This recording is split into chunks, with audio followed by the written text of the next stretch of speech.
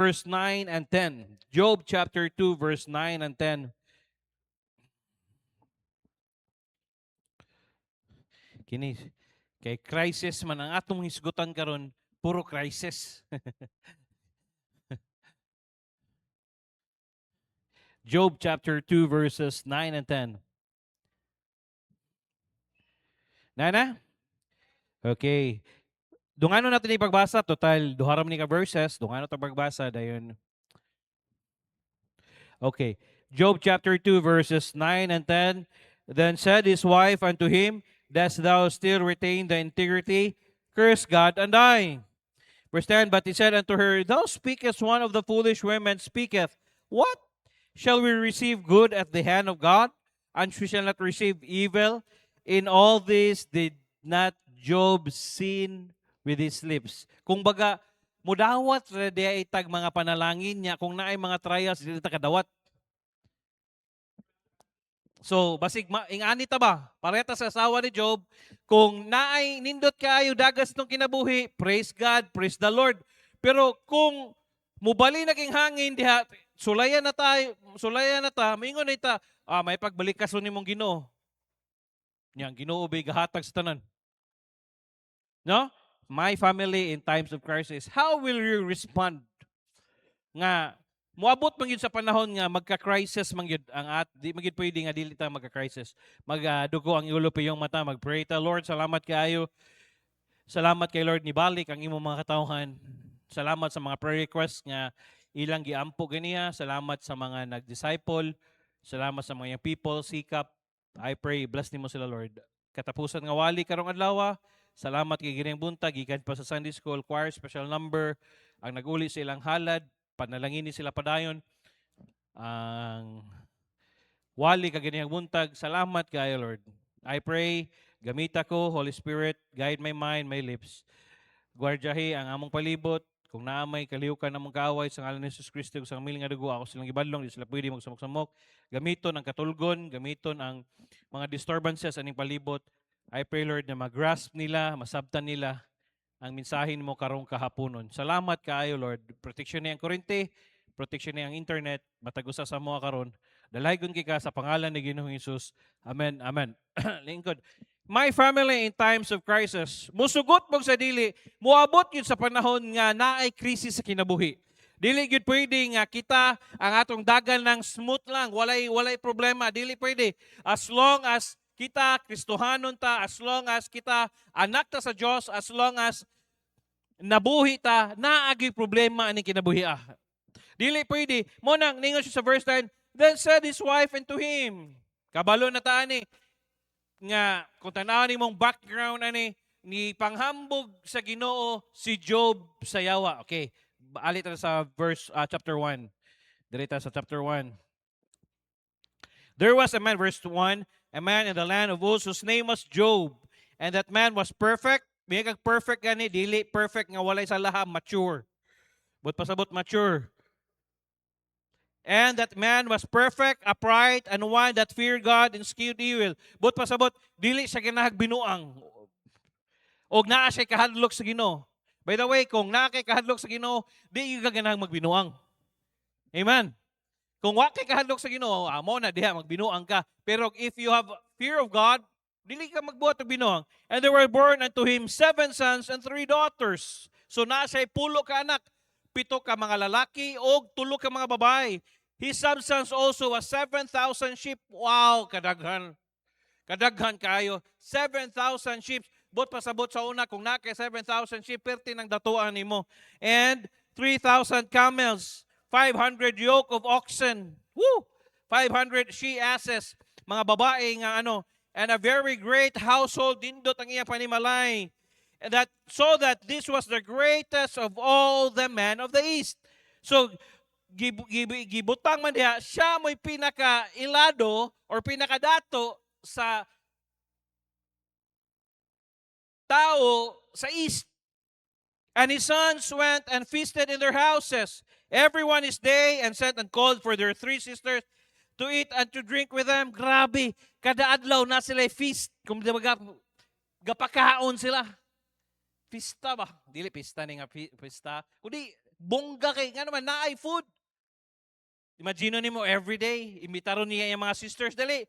Dito ta mangaon sa balay, magsugba ta, mag-ano ta diha, mag-ihaw kag usa ka camel. Oxen, say gusto nimo. And it was so when the days of their feasting were gone about this that Job sent and sanctified them and rose up early in the morning and offered burnt offerings according to the number of them. Nakoy lesson nga nakuha, tanawa. Mga ginikanan, tanawa. Tanawa. Basagin ninyo. Kung siya, principle ni tanawa. And it was so when the days of their feasting were gone about that Job sent and sanctified them. But pasabot, ginaampuan niya iyang mga anak. Kada gabi, ampuin niya inyong mga anak.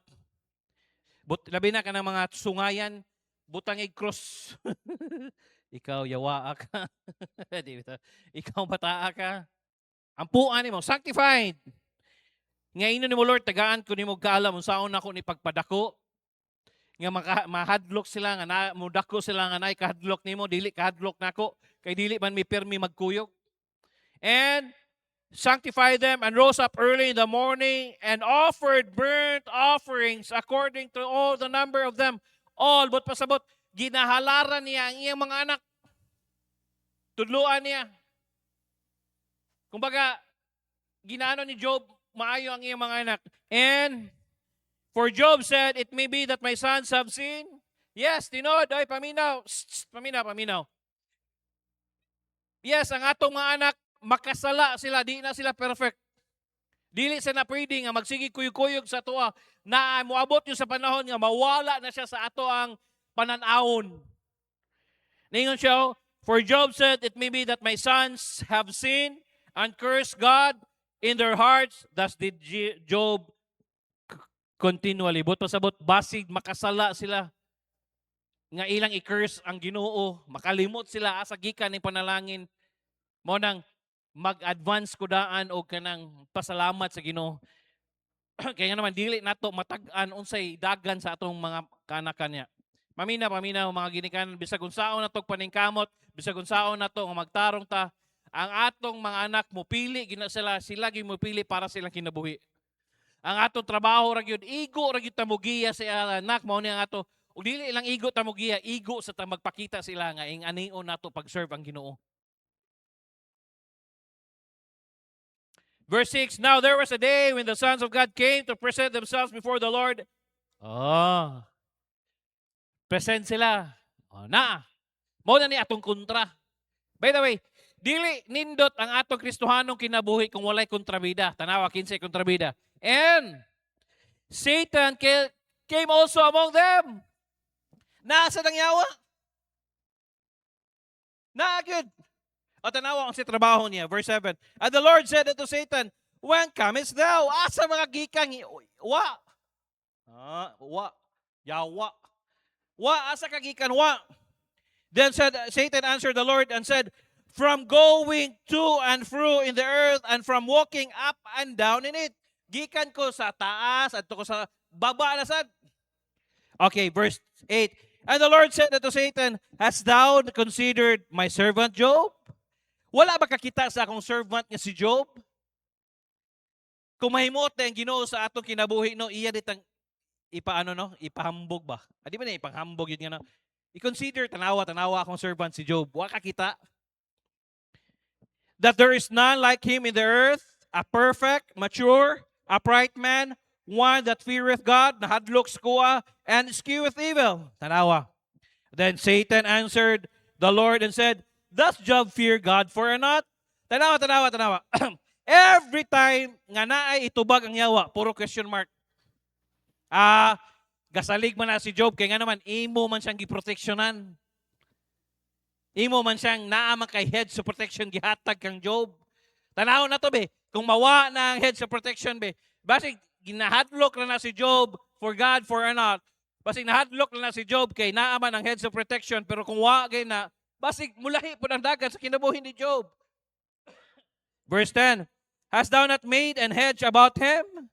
Tanawa, naamay protection, na hedge. And about his house, and about all that hath on every side, thou was blessed the work of his hands. Imo magipanalaginan ang iyang mga tanan niya trabahon. Panalanginan man nimo. Gitagaan pa nimo protection. Dili lang siya parehas, pati pag yun ang iyang pamilya. Hey, by the way, walay makahatag o gahom bisan pag kanang habak nimo diha, ang Ginoo ra gyud makahatag protection sa tuwa. Hmm? Bisan pag ang yawa mingon siya, di kita kahilabot ana kay nga naman ang Ginoo may nagbantay ana. Paminaw. Kung dili gitugutan sa Ginoo nga naa hilabtan ka sa yawa, wa gyud makahilabot sa imuha. Sigurado gyud nga ang imong relasyon sa Ginoo maayo. Oh, tanawa, si Job ningon siya,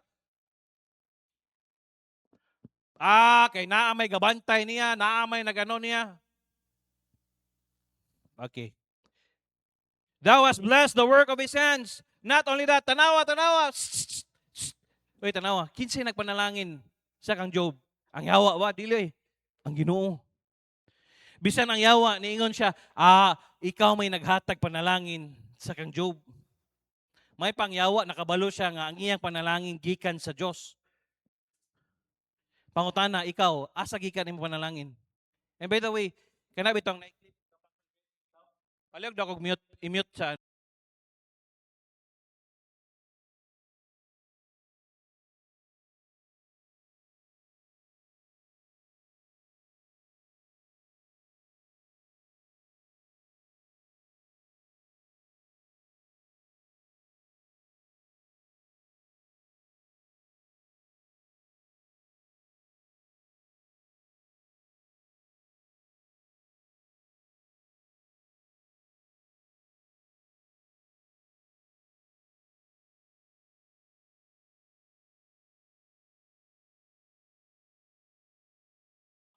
and his substance is increased in thine hand. Tanawa, og ang gadugag panalangin, bisan ang yawa ningon siya, ang gadahatag og panalangin sa to, ang gadugag og hatag sa panalangin nimo, dili ang imong diskarte oy, kundi ang Dios.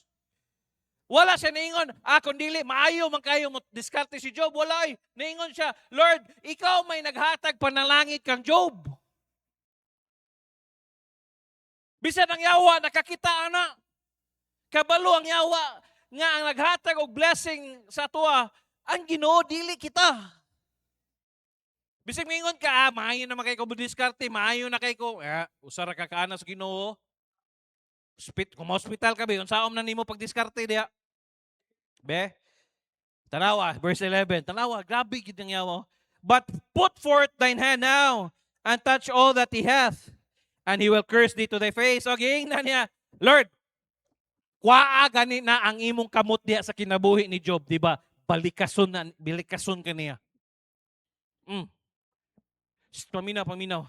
Nakadare gani og challenge ang yawa sa Dios, kita pa ba nga tawo na lang ta? Oh, hoy, ang iyang may kasturya ni Ginoo biya.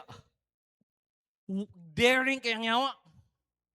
Mo nang mingon ka, sulayan na nato ni yawa, ayaw yung sulay kay panitan jud ka. Verse 12.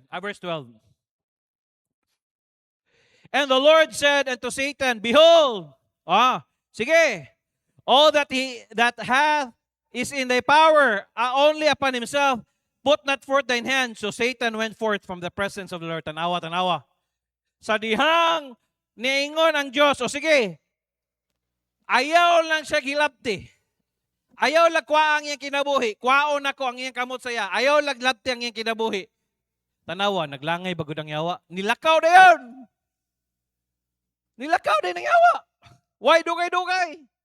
Makakita tagsuluwiningon. Unya na lang, basidig magkita pa ni sunod si Mana. Pagkakita nimo tuwag yun dito na naligsan. Napatay, nakakasuluwining. Langay-langayon pa na to. Wala. Verse 13, and there was a day when his sons and his daughters were eating and drinking wine in their eldest brother's house, and there came a messenger to Job and said, the oxen were plowing and the asses feeding beside them, and the Sabeans fell upon them and took them away. Yeah, they have slain their servants with the edge of the sword, and I only escape alone to tell thee. Tanawa, hasta ang iyang mga anak, hasta mga damay. Tanawa, akong giingon sa imo, kung masipyat kag ampo sa imong pamilya, ang yawa gaatang ra gyud. Dili biabot pasabot ha, moingon siya, apil ano, imo gyud trabaho na tong mga papa nga atong iampo ang atong anak nga proteksyonan sa Ginoo ang atong mga anak. Masulod siya sa heads of protection. Even though wala na siya dira, kung unsa man nga hangtod, ato silang amumahon, ato silang tudluan, nga even wala na sila sa poder sa ato ang balay, makabalo na sila managang. Verse 16. While he was yet speaking, there came also another, mao pa'y pagsulti sa bad nga balita na napod. Said the children made out 3 bands and fell upon the camels and have carried them away. Gikawat upon the mga camels and slay the servants with the edge of the sword. And I only escaped alone to tell thee, tanawa. Grabe sa no. Naagi-ibili nila nga mag-report. Naagi-ibili nila. Nga ang iyang trabaho lang mag-report. Verse 18. While he was yet speaking, nanapod, there came also another and said, thy sons and thy daughters were eating, drinking wine in their eldest brother's house. Verse 19. And behold, there came a great wind from the wilderness and smote the 4 corners of the house. And it fell upon the young men, and they are dead. And I only escape alone to tell thee. Woo! Kasakit, aday! Imagine, mo, wa pa ka na umad, gikawat tayo mong hayop, gikawat tayo mo tanan, pagsunod, ang nabilin na ang imong mga anak, nalapoy nidakan si Moda, niingon na po, ang imong mga anak, nag-inom lang sila, nag-celebrate lang sila, dahil natumpag, naikusuking hangin, natumba, nangamatay ang imong mga anak. Makakatawa pa ka?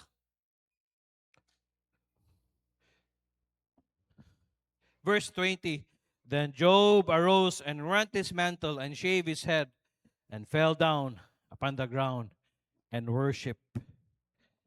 Why laing gibuhat si Job? Gigisi niya iyang sinina. Gisheba niya iyang buhok.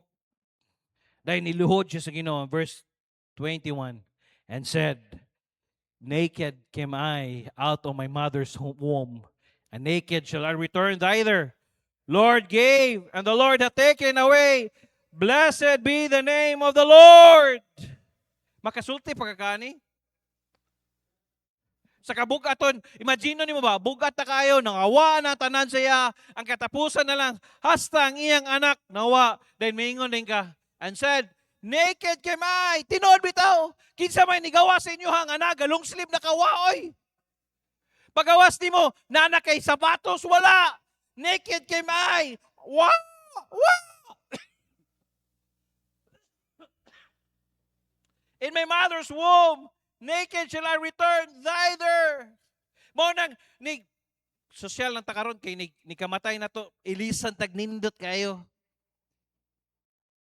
Pero kanang nindot kay mong sinina, nigbalik ka na after pila ka bulan, mga dunot ra gyapon na. The Lord gave. Makasulti ka na. Ang Ginoo may naghatag, ang Ginoo ra say mukuha.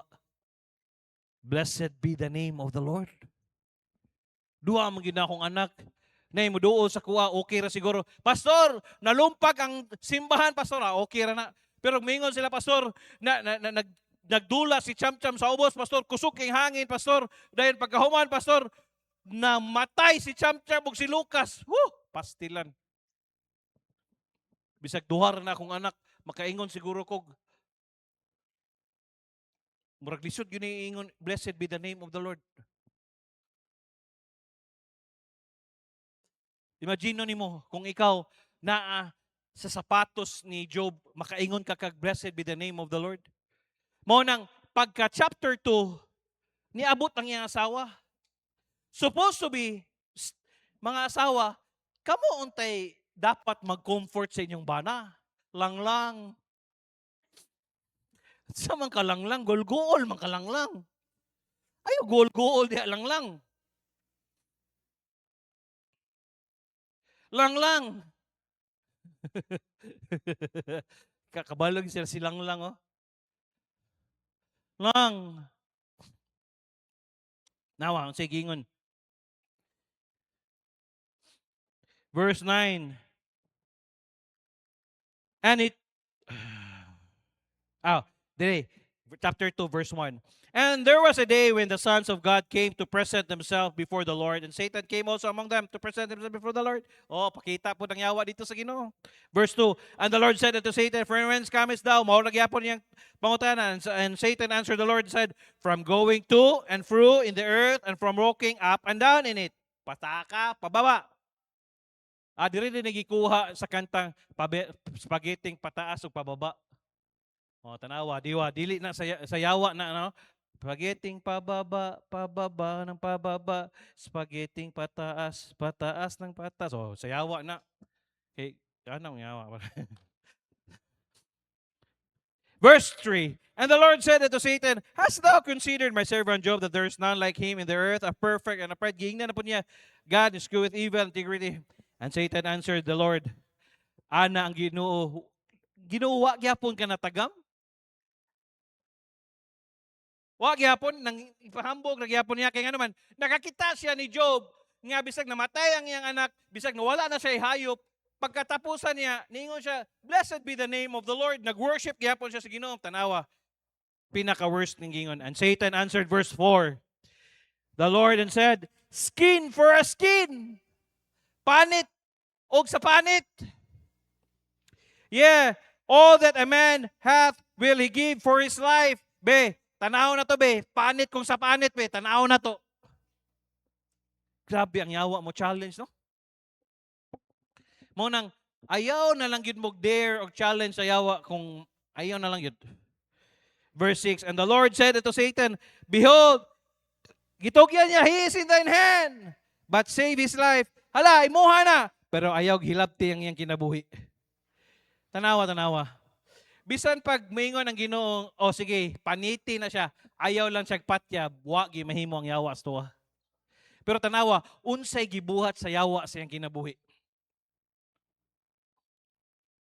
Wa gid siya gi kada bitong ali Job, baby Job, lang dali lang. Pulbusan ta ka lang, dali dayon tulog lang. Ana wa gid siya gi baby. Psst, paminaw, dili ka bibibihon sa yawa oy. Dili ka bibibihon sa yawa, gatuo kag bibibihon ka sa yawa di oy. Tanawa ng mga tao nga giulipod sa sala sa yawa, tanawa murag buang. Tanawa ng mga bisyo, tanawa ng gapos sa ano di ba? Tanawa na gamay na lang kay kuwang. Ang uban, na ako'y nakita nga naligo siya sa kanal sa Iligan. Possess. Kana ko, kung tagaan yun mo gamay nga bintang yawa, patay gigagid. Okay, verse 7. So when Satan forth from the presence of the Lord and smote Job with his sore boils from the sole of his foot until his crown. Tanawa, gitagaan siya kabahong. Paminaw, ang kabahong ni gibutang dire, kana bitong nainana sagol nga dili ka makahigda niglingkod nimo kabantay ka murag batag tiki.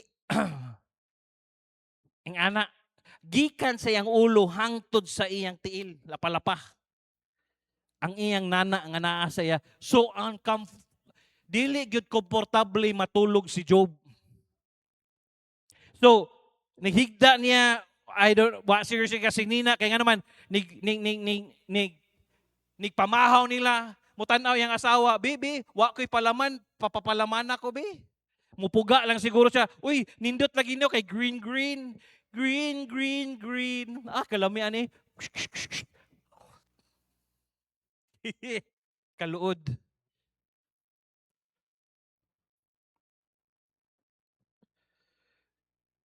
Di siya, muhigda siya, dili siya komportable. Mulingkod siya sa mot, ang iyang kasi nakasulay matagtiki. Ay, kawaw. Sige, nakasulay. Sige. Gamay raw. Gamay rin nakasulay matagtiki. Sige, kaulo. Ako kadaghan na. Ay, kaulo. Pila ka buk matagtiki nimo, di ba? Usara. Unsa may gibati nimo. Di ba, murag ang tibok nimong lawas. Gaantos. Pero usara na. Hunaw-naon nimo sa Job. Gikan sa iyang, gikan sa iyang ulo, hangtod sa iyang lapalapa. gimatagtiki siya or kanang sore boils. And paminaw, ang baho ana, baho. Dili maayo ang baho ana. Og verse 8, and he took him a potsherd to scrap himself withal, and he sat down among the ashes. Ang gikuha ni himo ni Job, wa pa may antibiotic sa una.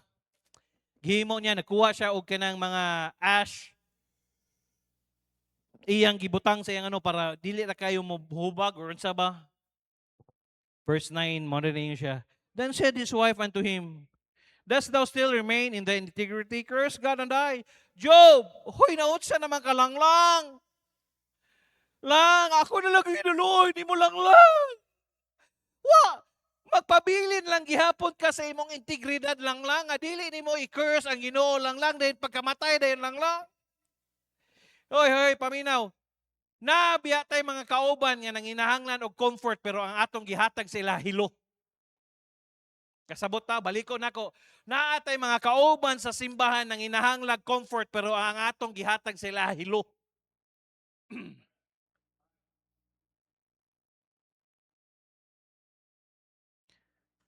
Verse 10. Kini mo giganahan ako ni Job. But he said unto her, thou speakest as one of the foolish women speaketh. Day, muri kag buang-buang day.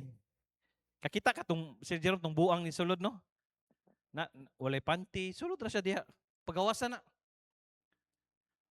What? Shall we receive good at the hand of God? Hoy! Mudawat na batag maayo dias kamot sa Diyos? Abi kay nikaon ka karon 3 times a day, nakasnack ka karon, bisag unsa imong kaonon, makaon nimo. But and shall we not receive evil? Dili ta mo dawat sa dili nga mga maayo sa atong kinabuhi. Brother Sergio, masalamat ka sa Ginoo, magtan-aw ka sa mga asawa nga magsigig agay.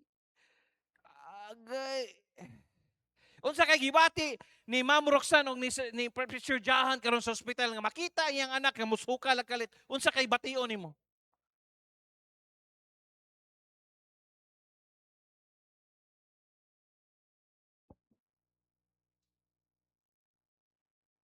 And shall we not receive evil? In all this, did not Job sin with his lips? Paminaw. Yes, tugutan ta sa Ginoo nga nay mga problema sa atong kinabuhi. Depende day gihapon na sa imong attitude unsaon nimo pagdawat ang imong mga circumstansya sa kinabuhi. Naagi day sa kasing-kasing sa tao. Positive gihapon.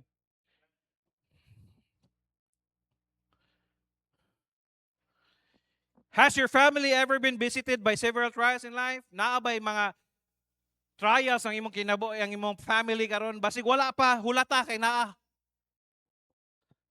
As some say, life blows. Yes, naagi panahon nga ang imong kinabuhi, naagi na punch, naagi na mga discrepancies, naagi mga dili maayo may tabo sa kinabuhi. Many trials come to us. Nay mga trials, may mga affliction nga moarita sa tuwa. Many trials. But how do we deal with difficult times? Unsaon man nato pag-deal with difficult times? Trials are the name given to hardships. Kana mga trials mo rin ipangalan sa mga kalisod happen to us that are not punishment for sin. Dili pa na siya punishment sa atong sala, ha? Lahi na. However, before we brand something difficult as a trial, let us first assure ourselves that we are not guilty. Dili ta guilty. Because why do others experience it and not as a trial but as a second kind of hardship, chastisement, or beating? It is an act of self-righteousness if we say that we are under trial when in fact we are under chastisement. Lahi din ang under ta sa trials pero under din ta sa chastisement. Mga pagsulay. Those that come are trials if we have no ears. When we are in great difficulty, that is just one kind of trial. Kung naata sa kalisod, mo na sa trial. There is also chastisement. It comes because we have committed or continue to commit sin. Psst, paminaw. Ang trials day, mga pagsulay, lahi na siya. Ang chastisement mo na siya resulta sa atong mga sala. Kumbaga, bunal. So kabalo na mo, unsay difference sa trials o chastisement. Ang chastisement, mga giani na nato or atong giano nga sa mga resulta sa mga sala nato nga wa nato pangayuig pasaylo. Mao na chastisement. So ang trials lahi po na siya. Pangapagsulay sa kinabuhi lahi. Ayon ninyo gi-mix. It must come because we have committed or to continue to commit sin. We have problems not only with our spouse, children, parents, in-laws, or other relatives, or neighbors who are gossipers, middlers, and troublemakers. Often, our hardships are related to financial hardship. Yes, ang kalisod na to, related na siya sa kalisod sa kwarta. Nga naman, daghan mga ginikanan karon bisag ano mong mangyawat ragyapod scatter bisag kabalo nga ang scatter makadaot sa pamilya. Tanawa na mga vloggers nga nag-scatter, mura nagbuang, tanawa si Snake Princess, o mura nagkatok. Tagaay ko ninyo 1,000 be pang scatter lang. Tanawa. Especially when a serious illness strikes and we have no resources. Kung mahilamtan ka, nyawa kay pangbayad sa ospital, lisod na. The same is truly of safety. A lot of people are probably unsafe or in danger. There's also a problem with prestige. If the family name is tarnished, it is shame, and the monument that has been built for a long time is toppled. There are examples of hardship and sufferings that can happen to a family na ay mga kalisdanan nga mahitabo sa kinabuhi. They can stick together and be strong in facing the test, or they can go their separate ways, break apart, and be crushed by hardship. Nindot yun nga pamilya, kung naagay kalisod, mag-uban mo. Ayaw mo pagbulag-bulag. Salamat ko sa kong asawa. Tanaw niya sa kuha, dili kay ko okay. Iya kong kasaban. Daddy, nag-ano ka na naman ha? Relax ka lang. Mapuyo ko na.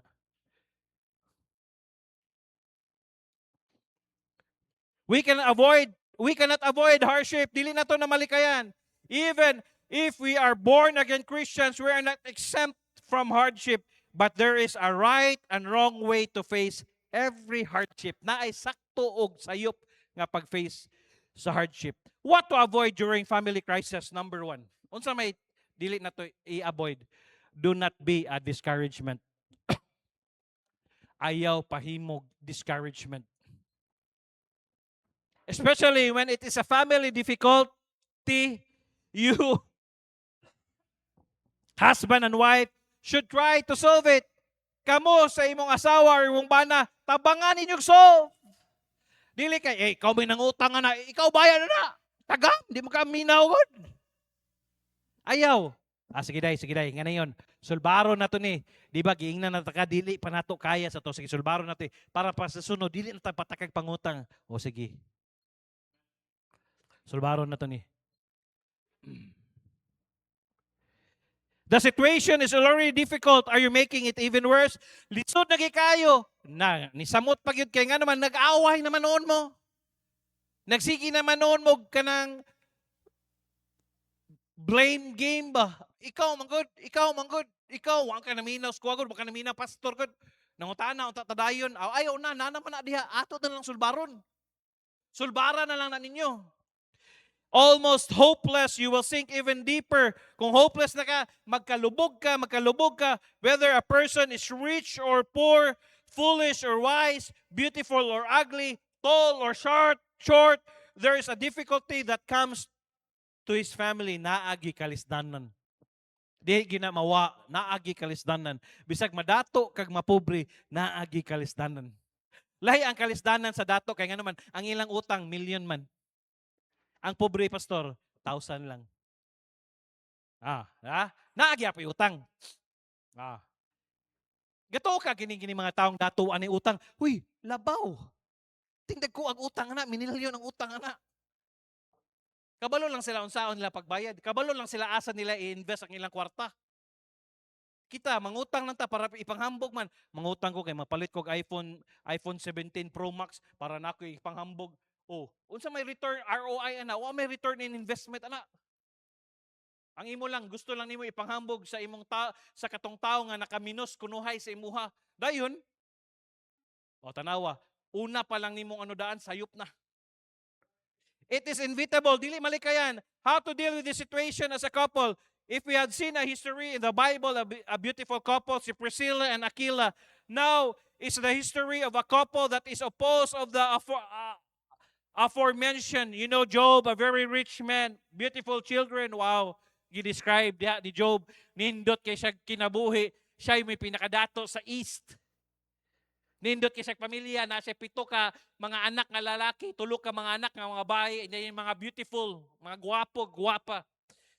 Many people supported him, many livelihoods respected throughout the land. But the Lord tried to have a trial. Pero gisulayan gid siya sa Ginoo. Verse 12, Job chapter 1, verse 12. And the Lord said unto Satan, Behold, all that he has is in thy power, only upon thyself.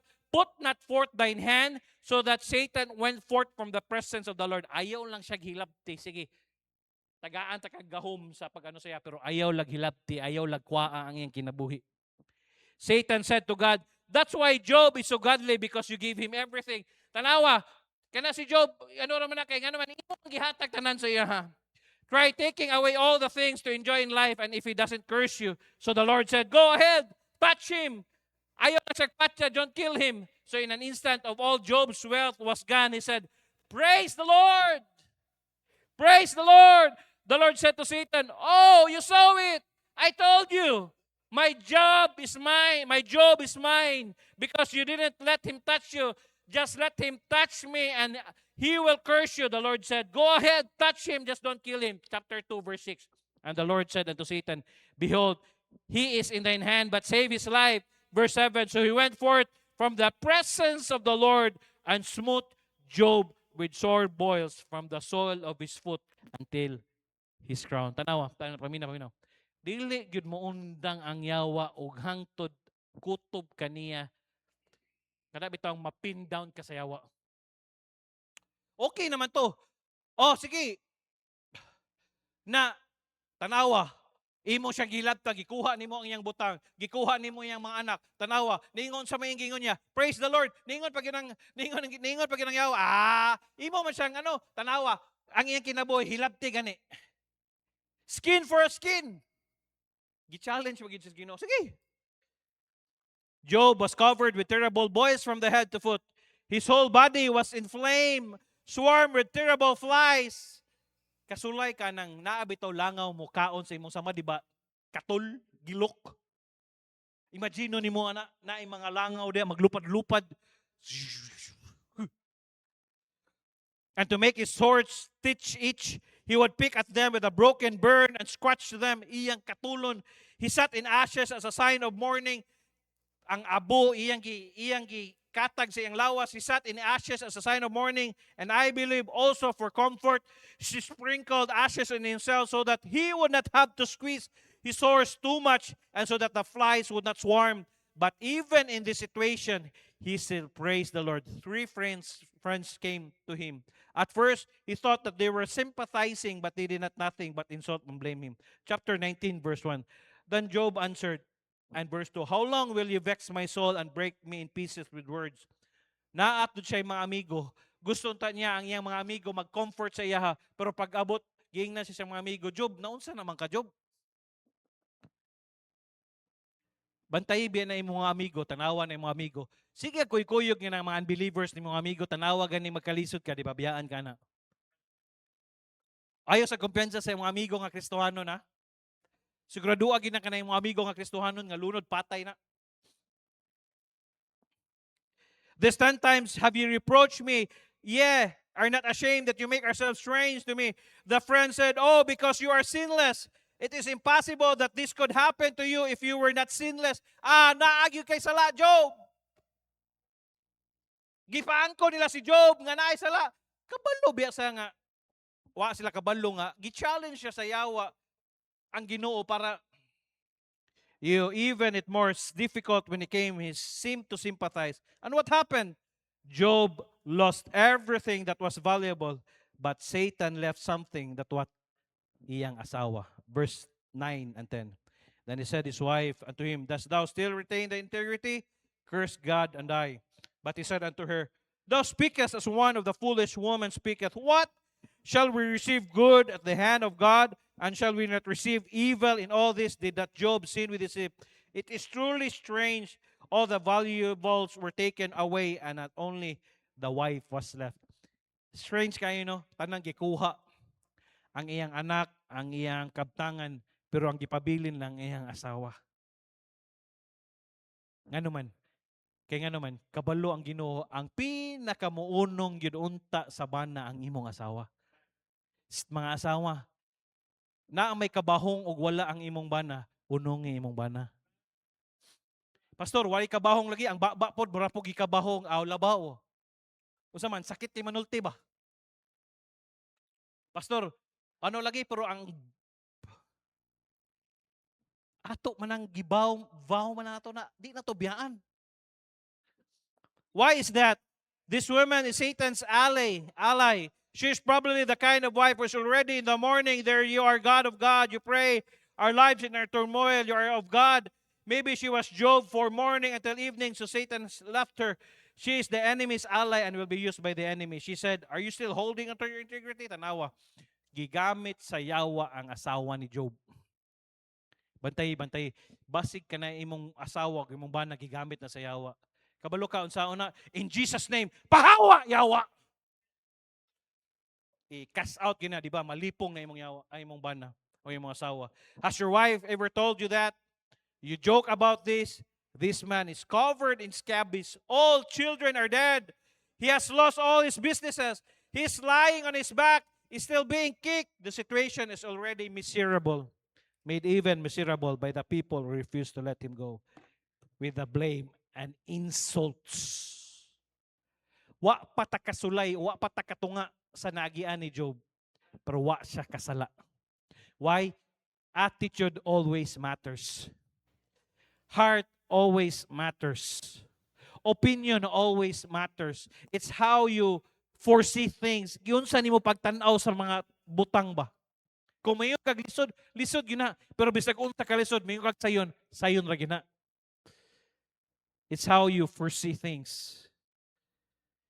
Ang uban sa inyo ha, matuan pa lang gani. Unsa nang mat sa ano? Mingon na day lisuda sa akong math, oy, wa pagay mo kaagi sa nagian sa kanang mga math sa sa tawag ani sa IIT. Testingin niyo kaagi ng mga math, di ba? Katawa si Ma'am Hart. Di ba kaingon kag Lord, I offer my life to you. Amen? Paminaw. Bahalag na ay crisis sa tong family. Bana, ayaw biyai imong asawa. Asawa, ayaw biyai imong bana. Timplahan lang gihapon imong kape. Amen? Stick. Kada buntag, timplahan ko sa akong asawa og kanang ginger og pineapple. Oh, kada buntag ina, lamia kay. Lami lagi ni, basta kainin mo lang yan, inumin mo lang yan. Nya muhapdos mo yan, di gutumon ka, kao na sad. Paminaw. Don't be a discouragement sa imong pares or sa imong anak. Be a encourager. Sir Jerome, be an encourager to Ma'am Ann. Ma'am Ann, be an encourager to Sir Jerome. Kuya Ruby, be an encourager to Ma'am Carla. And Carla, be an encourager to Kuya Ruby. Kuya Martin, be an encourager to ate ano. Amen. Purga kusmod ba? Amen. Joke lang. Isa pa dire. Mga nakay si Sir Raul o si Ma'am be an encourager to each one of you. Tanaw, murag yapon sila bagong uyab oh. Murag si Katnil ba no? Lami king istorya ba. Mailan nimo na ang kanang magtiayon bitaw magstorya bitaw wa bitay giba kingan man hunghung na. Onya mga on ta niya. Sabi dia. Hung dia. Imo ra ba kog singkahan kaniya? O kamong mga dalaga wa pa mo kasulay anak kay gusto magyud mo musulay o sige. Hulatan ninyo. Yeah. Hulatan ninyo kamo na say mabanghagan. Manindog ta magampot ta Lord, salamat kaayo sa life ni Job. Pasaylo amin sa Lord, we see things through our lenses of our own eyes, but Lord, we look at them, or we should look at this not a problem but an encouragement to each one of us. Bless our people, bless their negosyo, Lord, tabangi sila, ilang pamilya, ilang mga anak. Kung naaman sila yung mga needs, ayaw sila pasagdi. As we go home, balo na mo ang mga encouragement nga gikan pag yan ang buntag ug hangtod karong hapon. Lord, ang mobiyahe karong si manahona, tagaig wisdom, tagaig grasya. Make us a blessing, Lord, sa among gitrabahoan. Kung asa may moadto, himo aming nga panalangin, Lord. Salamat kayo.